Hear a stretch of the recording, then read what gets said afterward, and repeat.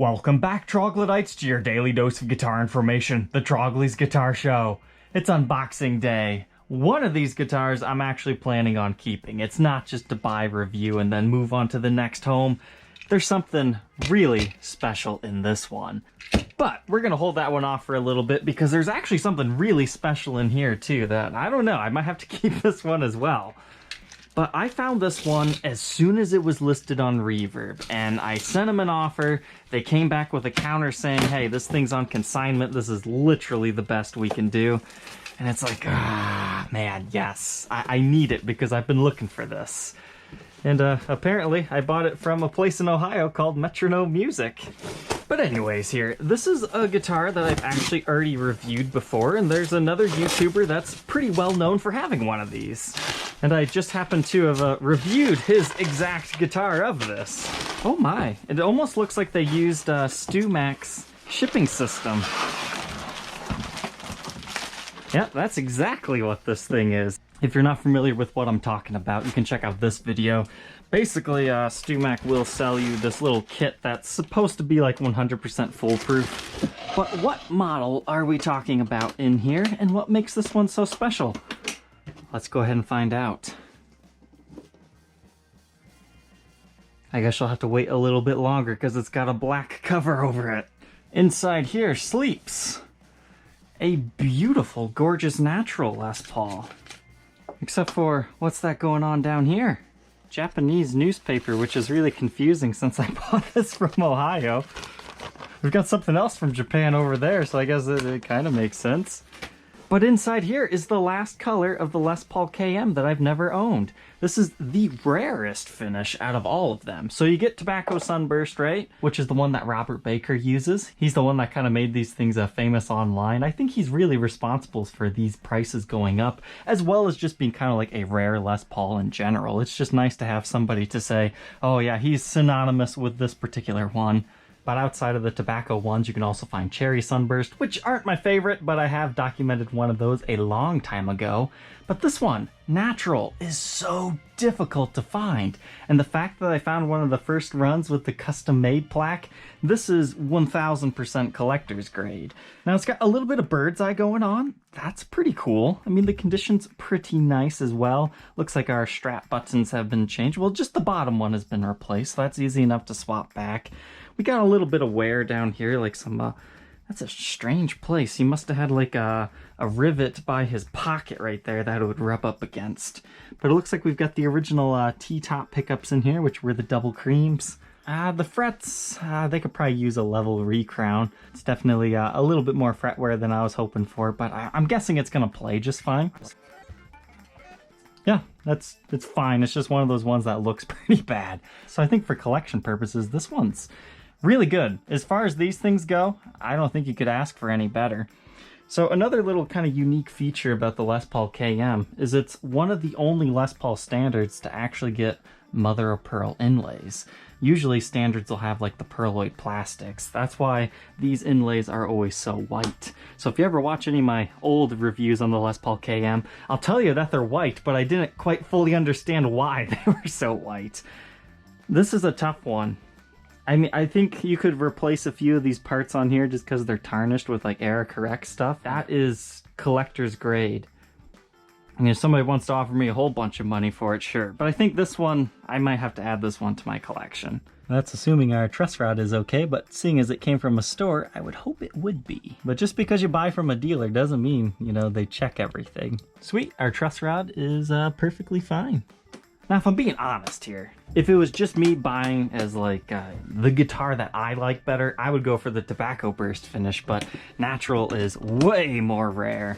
So if this was just our little teasing opener, you guys know we got a whole bunch of cool stuff today. Next, let's go with this one. This is actually kind of a re-unboxing. I told you guys that these would be coming in the new year. This is the last of the Silent Siren tellies that I plan to import. I mean, if somebody else really needs one, I'm not sure if these things are still available yet or not. I believe they are.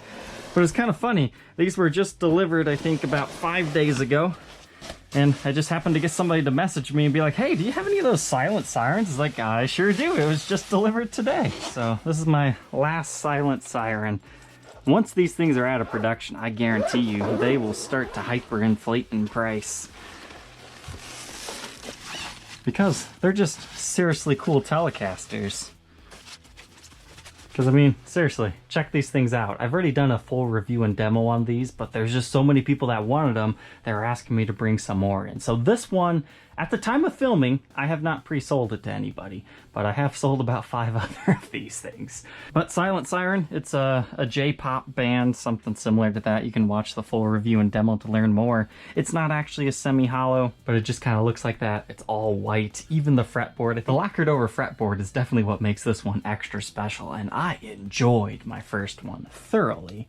So cool, I just thought I'd show you guys this one more time because, you know, they're kind of cool. I've got to say, this episode is just filled with like all of my favorite guitars. I would title that as the video, but I've already done that before. So this one was another one that I found on Reverb. It was listed as a B stock item, and it was like somewhere in the UK, so I had to pay quite a considerable amount to get this thing shipped back to the US. Import duties, taxes, and all that. But I had sold one and kind of felt bad about it. Now, I don't know if I'm actually going to end up keeping this one or not. But I did want to play around with it a little bit more because towards the end of the year, I was telling you guys, I'm hunting for really nice high-end vintage tenor guitars by Gibson because I just love how freaky they look. A longtime viewer of the show actually found me one, but it was a ES 175, and that's not exactly what I'm looking for. I want the weird, freaky 1964 SG one. But I figured just to tide me over, I'd pick myself up another one of these guys.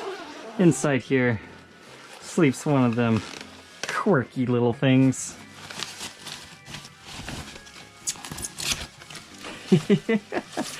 I never get tired of these. A tenor Telecaster. Now, I did my full review and demo on a natural one, but this time I found a Fiesta Red. Now, I've got to say, Fiesta Red, in person, it's kind of more like a dull orange with a little bit more of a red tint. And then this has that mint green pickguard. I think my butterscotch one, that one had the black pickguard, so this actually looks considerably different. But a tenor guitar, I mean, it's this tiny little neck. It's just your top 4 strings can tune them to a whole bunch of different stuff. So I really love the idea of having like a 50s, 60s original tenor guitar. I mean, they're ridiculously expensive. Most people won't buy them unless they're actually, you know, tenor guitar players. But I think this one was listed as B stock because somewhere back here, yeah, right here, there is a very small little ding. I could really care less about that, to be honest. It's hard enough to find these things at regular retail prices. Believe it or not, these were only 500 bucks brand new, but you know, good luck ever finding one of those things again. The used market sits between 700 to 1,000 bucks. So I'll probably do what I did last time. Plan on keeping this, but you know, if someone wants to pay me 1,000 bucks, I'm not gonna tell them no. But I love these goofy little tenor things. They're just, what's not to love about this? I just love the doofy little pickups. I think that's my favorite part. So if anybody's selling a vintage Les Paul Special or SG Junior or any type of high-end vintage tenor guitar, let me know. I might be interested. And that's mainly because I want to document more of them. I'm not so, you know, keen on the arch tops or semi-hollow type things, but there are some pretty freaky ones out there. And now for my 2020 treat for working so hard all year long. It's another model we've already reviewed in demos, so I don't necessarily have to do this one again. You might find it in like maybe a playing video if I do the Make Progress Monday series again. But I was kind of criticized when I called this, you know, my holy grail, but then I like instantly sold it after the video.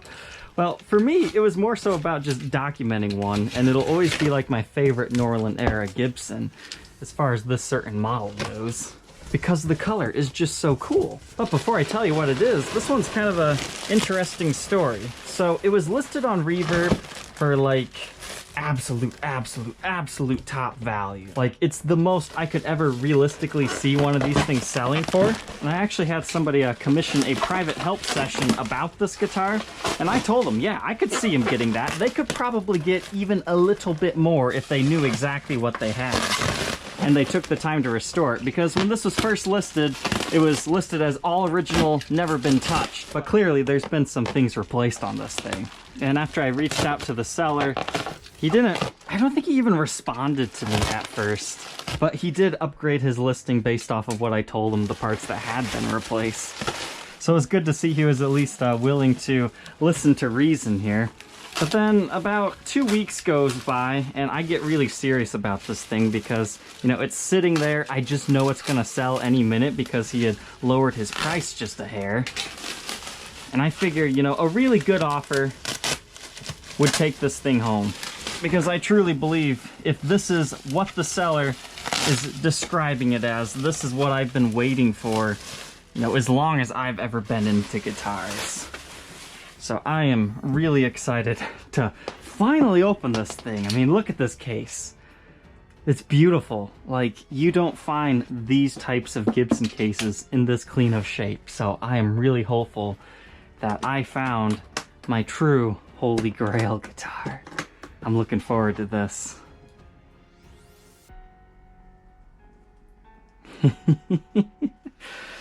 Another Blue Sparkle Top Deluxe.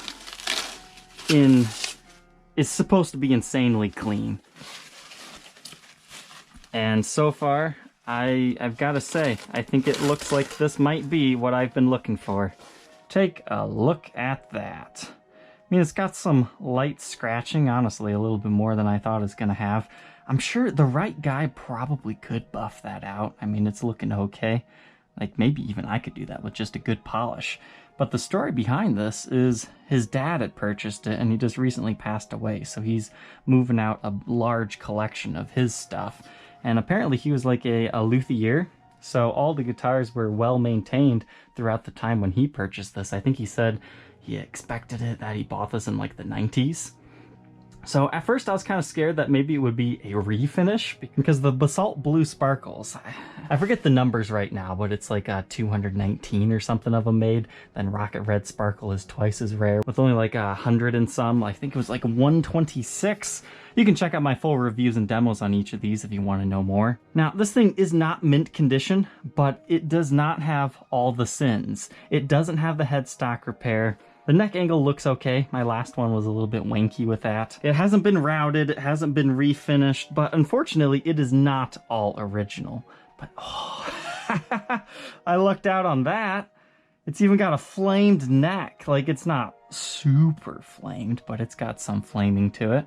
And this is one of those ones where they're kind of transitioning into the decal era, but before they did it, that's why it's got that oval around the serial number. So that puts this solidly in 1975. And thankfully, nobody's messed with the tuner, so I don't have to deal with any of that stuff. That's the reason I didn't like my last Blue Sparkle top. Now I can tell by this, somebody stored the guitar like this for a long period of time. What's up with that? But anyways, it was described as all original originally, but it's not. I need to find era correct knobs, so if anybody has those, I'm in the market for that. This all looks okay. I do need to find era correct strap pins because these are actually really cool. They come from Ibanez guitars. They're kind of like the posi locks that Gibson did in the 80s, but these ones are like a V-shaped. So if you're interested in buying those, I will be taking those off and putting original styled ones on. Other than that, I am looking for an era correct brown backplate. I don't know why that was swapped, but it appears it was. I actually want to check this thing out under blacklight real quick because the back of the neck is a significantly different color than the rest, but it just might be due to the staining. Like, you can see some stuff going on right there. This one is still a pancaked body version with the mahogany neck, so it's the most desirable one. It's not the one with the maple neck. But this is, you know, this is what you search your whole life to find for a sparkle top. One in very clean shape that hasn't been, you know, crazily modified. Because thankfully, everything that has been replaced on this is a reversible modification. The only other thing I'm seeing is somebody has put brass saddles on here. I don't care enough to swap those back. Even the frets seem to be in okay shape here. It looks like we got a small ding right here, so it's not perfect if you're looking for absolute perfection. But as far as these things go, I highly doubt we'll find a cleaner one, so I'm happy keeping this one. That was a good move on my part. I would have hated to watch this one pass by. But what's kind of cool, this one actually made it out of the factory without a Made in USA stamp. Since it's one of those circular serial numbers, that would make sense. And that's because they would be transitioning into the decaled ones that had it on there. So you can see a little bit of sweat absorption right there. Yeah, this is glowing the way I would expect to see. Looks like you get a little bit of irregularity over here, but that just looks like a regular play wear. Yeah, I've got to say, very happy with this. I'm glad I didn't hesitate any longer than I did. So, troglodytes, I hope you enjoyed checking out these new guitars for me. Honestly, I might have to keep all 4 of these things. That's just how much I love all these models. I'm just kind of speechless about this Blue Deluxe. I mean, sure, I've got a few things I need to replace on it before it's a true, perfect 1000% specimen, but, you know, finding knobs and a few other parts, that's not hard to do at all. Not hard at all. Okay, let's go ahead and box some stuff up today.